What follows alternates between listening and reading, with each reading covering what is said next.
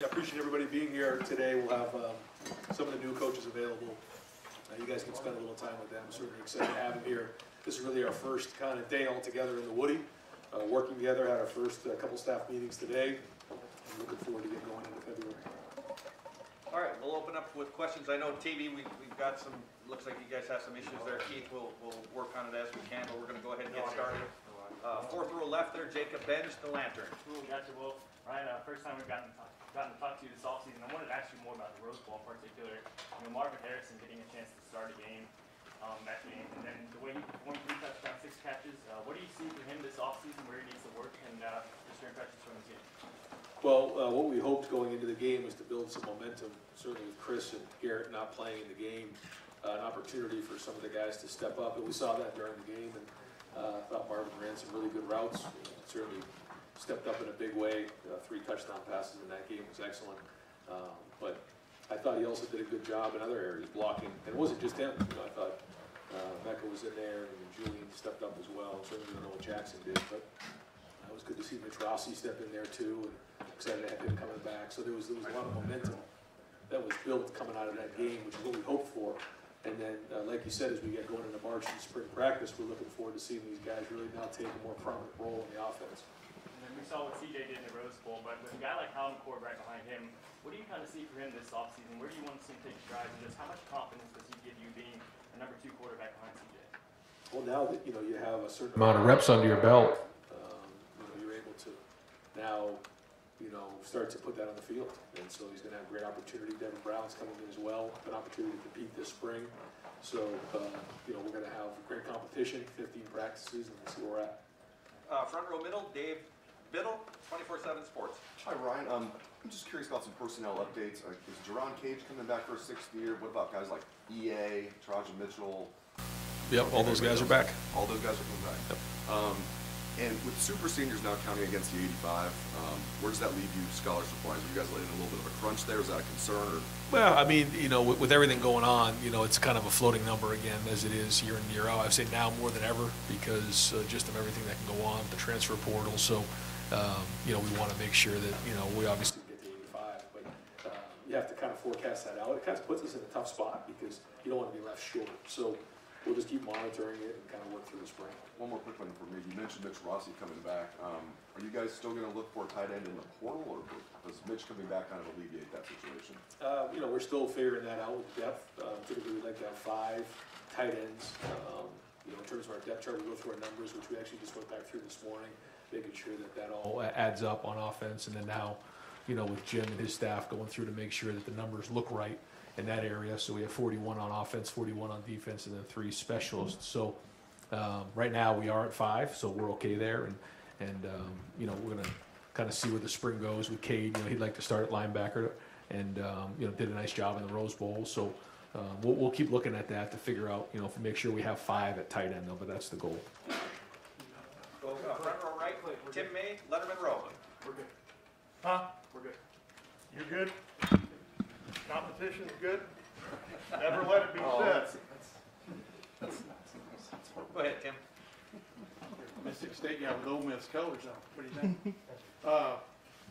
When you decide to make a call and basically get rid of some coaches and bring new ones in, explain to me how tough a call that was for you from the standpoint of just personally, emotionally, et cetera, because you do develop relationships with these guys, and yet you have to keep arm's length, I would think, to a certain extent on how deep the relationship goes, et cetera. But how tough was that?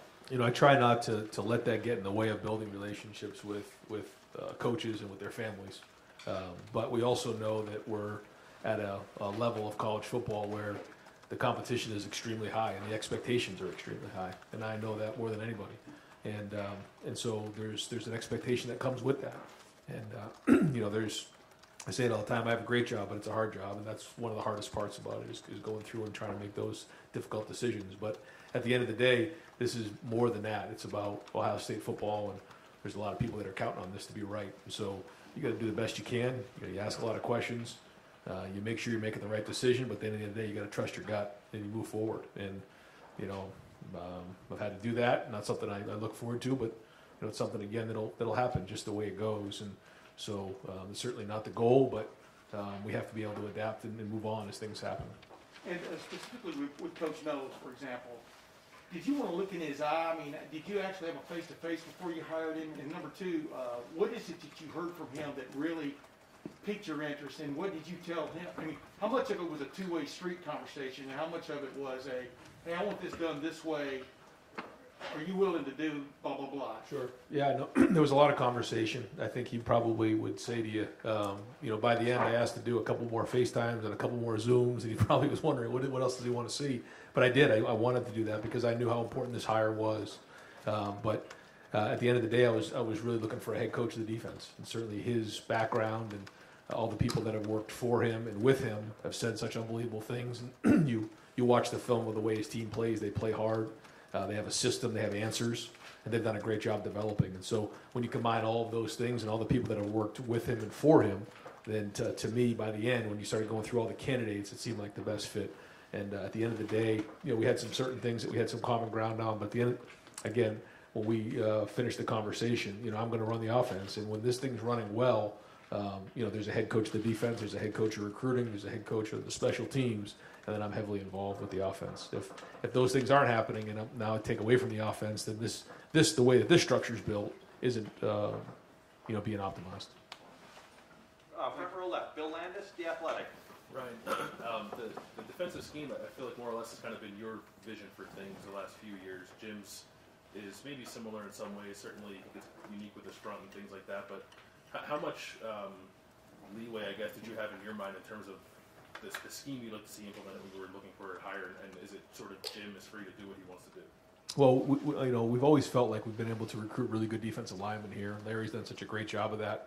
Is that we wanted to start with a 4-down scheme, and based on in 19, I thought we did a really good job of kind of going through and putting the one high defense together, and that year was excellent. And then over the last couple of years, we've had a little bit of some issues here and there, but when it came to making this decision moving forward, we still wanted to start with that foundation.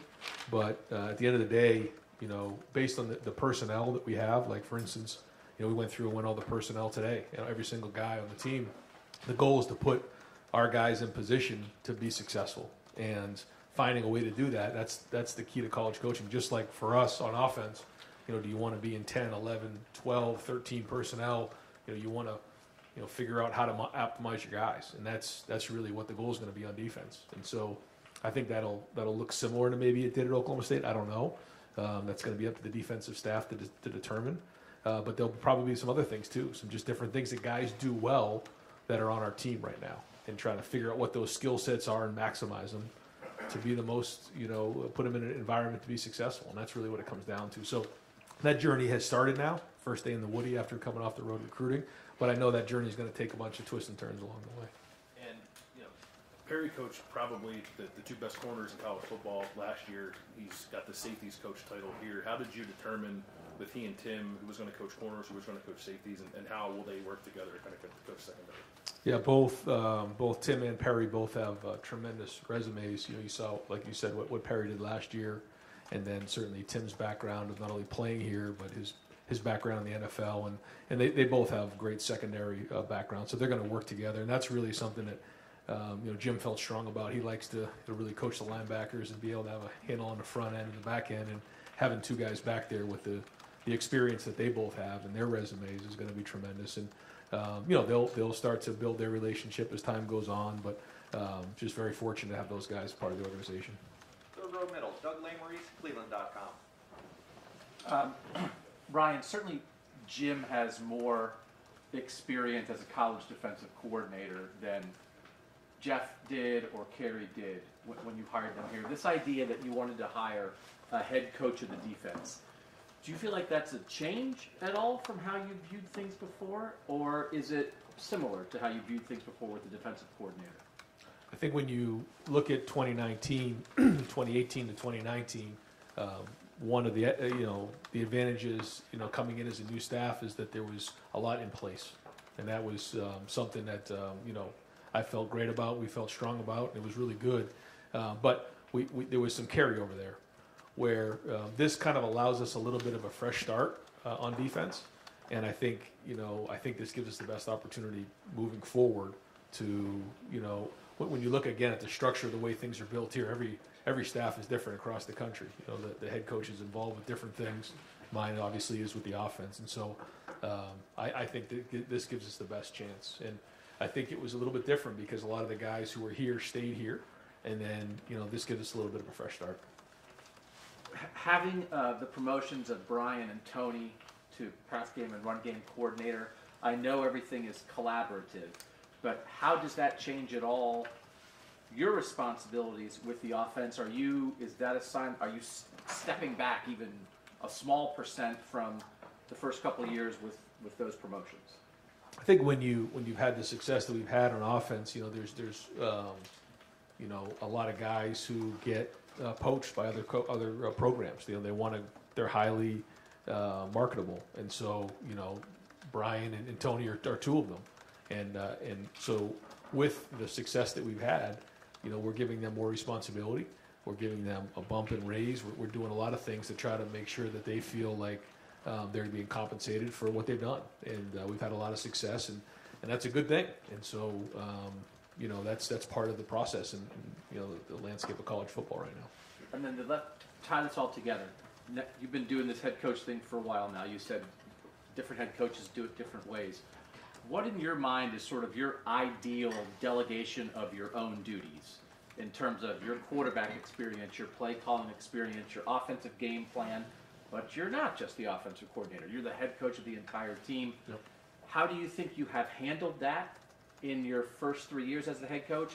And is there anything that you would like to change at all, moving forward? Yeah, I think when you look at the first 3 years, there's been a lot of success and things have gone well, but there's some other things to learn from. And I think to your point, as we move forward, the idea of having the head coaches in each of those areas to really own those areas of the organization and the program is really important. And I think that's something I have to continually do is just make sure that I'm being really clear with the staff, demand a high level of operation, and then hold them accountable to that. But I think too, when you think about the players on this team and the relationships that the coaches have with the players, and then obviously what I have with the players, I think really if you talk to the guys who have gone through the program and graduated, they feel like they're well taken care of when they're here. They're cared about, and that we care about them.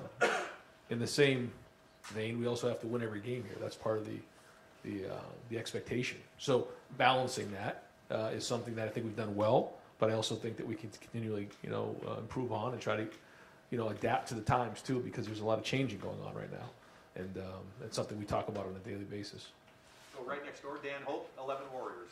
Ryan, Tim Walton has NFL experience. Jeff Hafley had that. Kerry Combs had that. It seems like at that cornerback position specifically, you've brought in a lot of coaches with NFL experience. Is that by design, or has it just happened that they've had that experience? Well, Perry is coming, over to coach the safeties, and so we want to find the best coaches possible.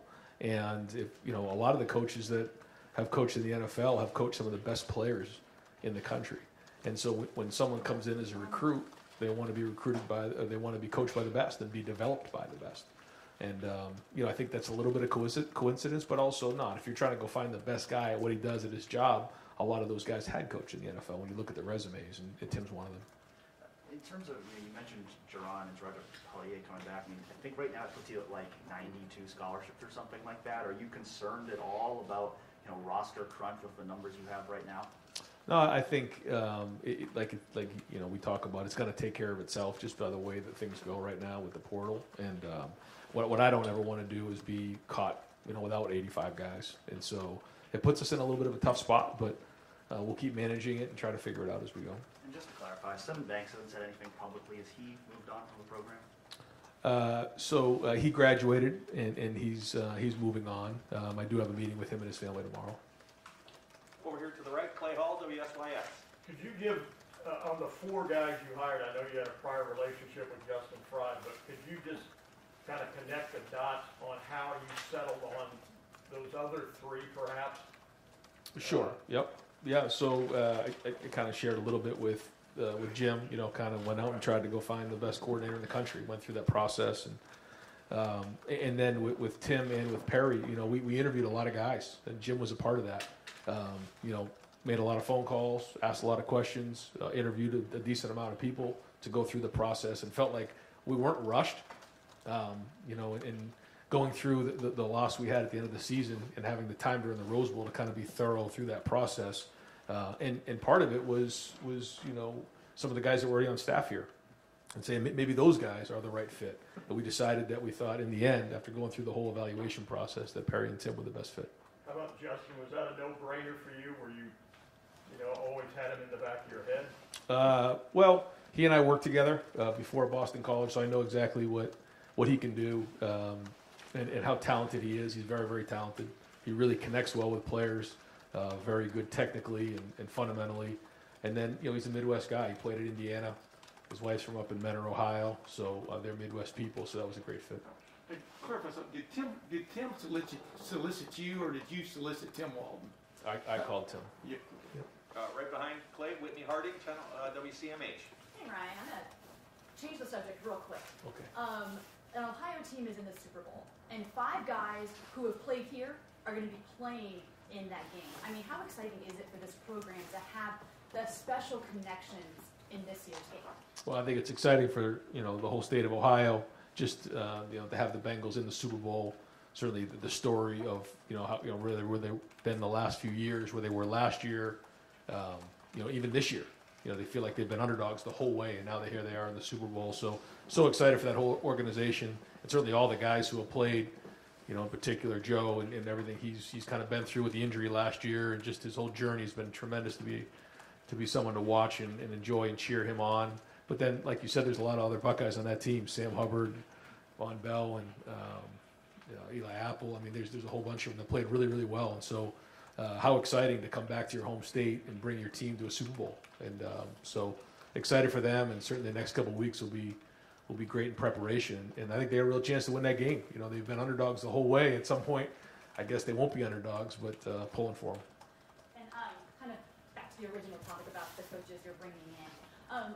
I've talked to some of the players, and they said the pride on the defensive side is something they really want to have again. Is that something that Coach Knowles has really expressed to you in bringing back that tradition that this program's had?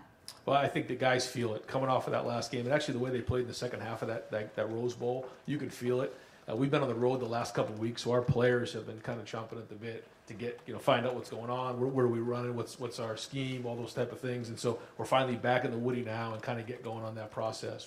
But that's a big part of it, and there's a lot of pride, certainly in that locker room right now, and that's what we're working towards. Front row middle, Bill Rabinowitz, Columbus Dispatch. Hi, Ryan. Obviously, the defense did not play at Ohio State standard last year.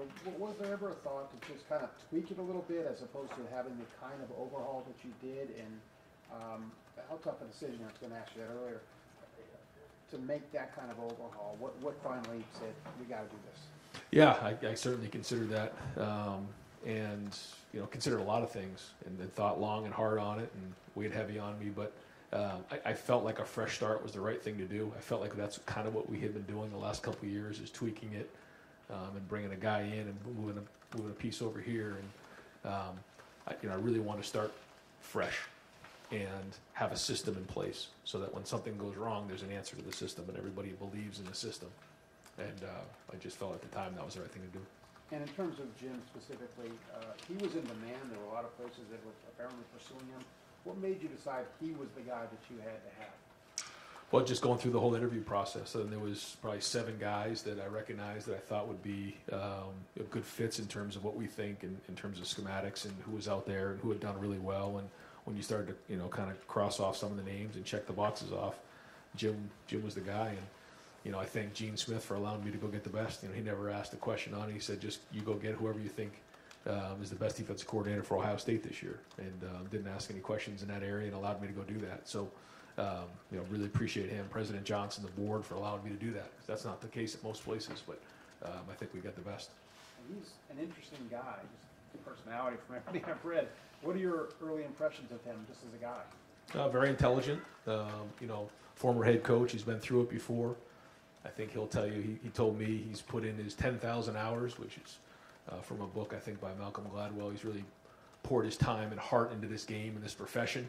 and this is what he does. And so, we have yet to put the defensive system in yet. That's going to take a little bit of time, and it's going to be thorough, and it's going to be done right. But he's very intelligent, understands the game. He's been through it before. He's experienced, and so excited to get to work with him over the next couple of months as we head into spring practice. Front row right, Austin Ward, Letterman row. Ryan, when you talk about the first staff meeting with all these people together, the last couple of weeks they've just been recruiting, how much homework is there for them knowing the current roster, if any, before they get in today? Yeah, so we really spent a good portion of the day talking about our roster and just going through each of the guys, and then a lot of them have a clean slate, which is great for them. I think a lot of those guys like that part of it. Certainly, we're going to watch the film from last year and go from there. But it's exciting for a lot of those guys to know that, and they've been anxious the last couple of weeks to get the coaches back in here. But these guys have been on the road and working really, really hard, just traveling all across the country. And travel's not easy right now with some of the airports and things that are going on across the country. So these guys have been working their tail off to go out and go recruit a great recruiting class and finish off this one right here that we'll finish off on Wednesday, and then head start on 2023. But now we're back at it, and it's almost like you have the recruits that you have outside that are not in the program, and you have the recruits in the program, because that's kind of the way it goes right now with the portal. But that's what we're diving into this week. You've gone over this a few times with the tough decisions and the relationships you have with the coaches and their families, but now that part is over and you go into the first staff meeting and you're standing up in front of that group, what went through your mind when you saw this is the group moving forward here?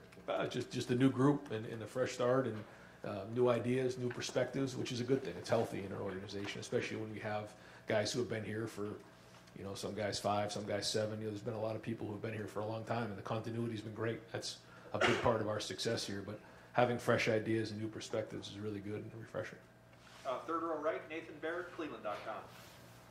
You kind of already hinted at this, but the idea of having the two coaches who are sort of dedicated to the secondary positions, how much did the expansion of safety in this defense play into that? And do you say that Jim was kind of adamant that that's the way he wanted to set up with two assistant coaches who were dedicated? Yeah, you'll have to ask Jim that. I kind of let that up to him, however he wanted to kind of organize that, and how he's done it in the past, kind of allowed that them to make that decision.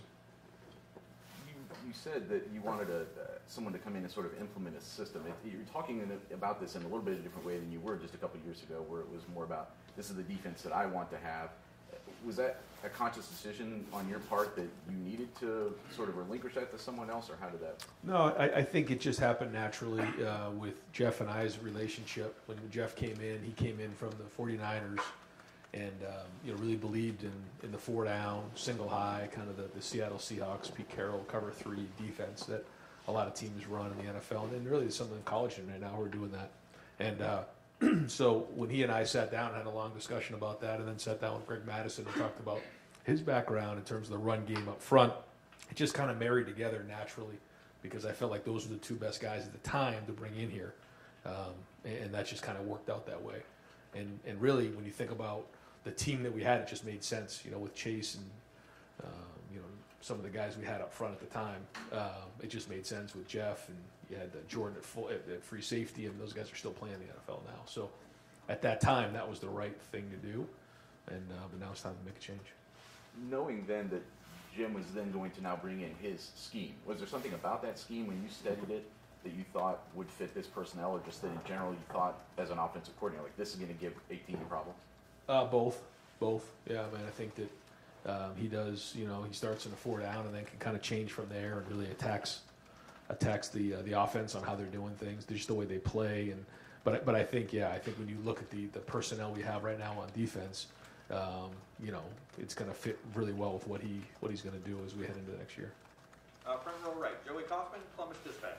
Ryan, last week, Athletic Department announced having a new NIL edge team to help facilitate NIL deals for players. What do you see as the impact of having that infrastructure in place, where that's now something that the Athletic Department can do? Yeah, it's huge. I mean, this past year has been a learning experience for all of us to try to figure out where this is and where it's going.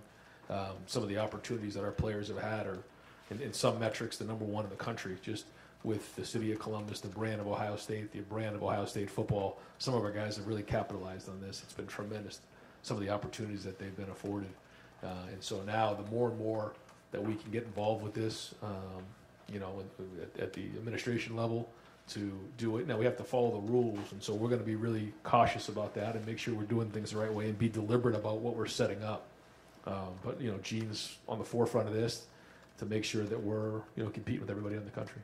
You're talking about competing with everybody in the country, and how much does this come up in recruiting and making sure players have options and helping them in this area when they come here? Yeah, it's become a huge part in the last 6 months, and I think that's what's created a little bit in the recruiting world some uneasiness because what one place can do maybe another place can't, and trying to figure out what those norms are going to be because it's so new. But we're adapting fast. Third row left, Steve Hellwagen, 24/7 Sports. Yeah, Coach. Watching the Rose Bowl and the way your offense performed in that game, and having CJ and Jackson back in particular for next year, did you come to a realization that you can win the national championship with that offense, but something had to be done defensively? You couldn't go through another missed opportunity. Was that a kind of a moment of clarity, I suppose? I don't know if I looked at it just like that. I hear what you're saying, but to me, this is right now. Our focus is just on this off-season program. We got back in here. We had a leadership vote on our leadership committee. The leadership committee met. We set the expectations for the off-season. That was a huge part of what we did when we first got in here. And these guys have been diving into that. And Coach Mick and everything we're doing in the off-season is so important. It's a 7-week window into spring ball. But, we do have a talented team. We have a talented team coming back a lot of times, but we do have some veteran players in certain spots. And I think all the stuff that we did last year with playing young players, hopefully is going to pay off next year. That's the idea. And that there were some growing pains along the way, but a lot of young players on both sides of the ball got a lot of experience. And just those two guys, what do you do to push them to be even better without getting bored if the competition in practice or in a game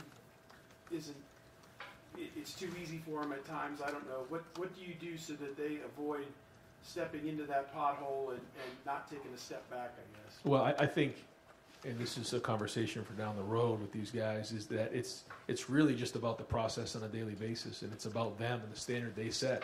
And we talk about that a little bit, but it's got to be more than ever, because like you said, there's got to be games that you feel a certain way coming out of the game, but then when you play against a team that is a little bit more competition or into conference play or something like that, those things are going to pop up. So this is going to be a constant battle of who can bring it week in and week out, and we're way down the line. But those guys will buy into that. They understand. They're highly motivated. You can tell by the way they came into that Rose Bowl, coming off of that last game, how highly motivated they are. And now they're taking the steps as leaders. They certainly played last year and were high impact guys, but now they're stepping up as leaders. And that's a whole different deal. And so we explained what a leader was, what a leader does. And if you want to be a leader, go meet us in the weight room in 15 minutes. And we did. And a bunch of guys went in there. We voted on that. And now these leaders have been selected. And now we're into this off-season program, which I think is going to be critically important until when we get into next fall. Got time for just a couple more folks. Front row left, Stephen Means, Cleveland.com. Obviously, 4 new assistant coaches, 3 of them on the defensive side of the ball. One of which hasn't been in college football for over a decade. The other 3 are clearly moving up a step as far as high-profile programs that they're working with. From a recruiting standpoint, when that's the case here, what did you see in them as recruiters that that they'll be able to recruit at this level, especially at some of these spots where in the past we have seen it kind of dip when certain coaches have left? Sure. I think the first thing is relationship building. I think when you look at all these guys and you ask around, and certainly we do that, we asked around with a lot of people. You ask about the people that they've worked with, coaches, the players that have played for them, the people areas they've recruited in the past. You just ask questions, and finally, when you get the feedback back, you get a feel for who they are. And so that was the first thing, was the relationship building. And the second thing is the development. And all those guys across the board have developed at a high level. So when you combine the two of those things, then you're usually going to have a pretty good coach, and that's kind of where we start. Obviously, this isn't the first time you completely revamped the defensive coaching staff you did when you first got hired, but it's a little different now that you've been a head coach for a couple of years. But does this maybe change the approach and the timeline of when you expect certain things to pop from a commitment standpoint, building this class, especially on that side of the ball, when you're trying to either rebuild new relationships with people or just build relationships from scratch? Yeah, I think that's a big part of it. I think it's going to take a little bit of time in that area, but it won't take very long. I mean, people understand what this is all about. We're not a drastic change in terms of schematics, and I think we got some guys in here that know how to develop at a high level. So it's creating a lot of excitement. The feedback I've got from recruits is they understand who the staff is that we have on defense, and they're excited to get here in March and April and watch them spring practice. All right, we're going to wrap it up over here, third row right, Jeremy Birmingham, Letterman Row. Right, obviously, there's 11 new early enrollees, there's 2 transfers with Chip and Tanner. I mean, how have those guys adapted in these first couple weeks? You haven't been here, you've been on the road, right? So you're relying entirely on Mick and those guys. Yep. What's been the feedback about the young guys? Went through every guy today and got some really good feedback on all of them. I think it's a good class. I do think the two guys coming in, Tanner and Chip, have brought a little bit of a veteran leadership there, but there's also some leadership already being created there. And again, nowadays with social media and the internet and everything that goes on and the text messaging, these guys already had relationships before they got here. They've known each other for years. I feel like years, but at least months. So when they got here, it wasn't like when we got here and we showed up and just got the chance to meet each other when we first showed up to preseason camp. Now they come in January, they've known each other, they're in beautiful apartments. I mean, it's a whole different experience. And so far, the feedback we've got has been great. So now these guys get a chance to really spend 7 weeks working on their body as they head into preseason or into spring practice. So that's been good, but a lot of good feedback. Heading into Wednesday, obviously, Hero signed, so you can maybe give a little input into his recruitment and what it was like recruiting a kid from Bavaria, and then as you head in with 2 commitments that you're hoping to sign on Wednesday, how different is it to go into these late signing periods now without really any stress? It speeds everything up. Now you're working on the 23 class, so which is great for the head coaches being out because you get to spend January spending time going to see some coaches and doing that thing, which has been hard because now that we don't go out in the spring and December is such a race, we don't really have an opportunity to get around to some of the high schools that you'd like to get to as the head coach. So that's been good to try to do a little bit more of that. Very excited Hero's coming. He signed early and then made the announcement during the game. And so, very unique situation coming over from Germany, but plays for a really good program out there, Santa Margarita Catholic. And I think, as he starts to play more and more football coming from Germany, his ceiling's going to be really high. So excited to get him here. I think he was here this past weekend, and he's excited to get going.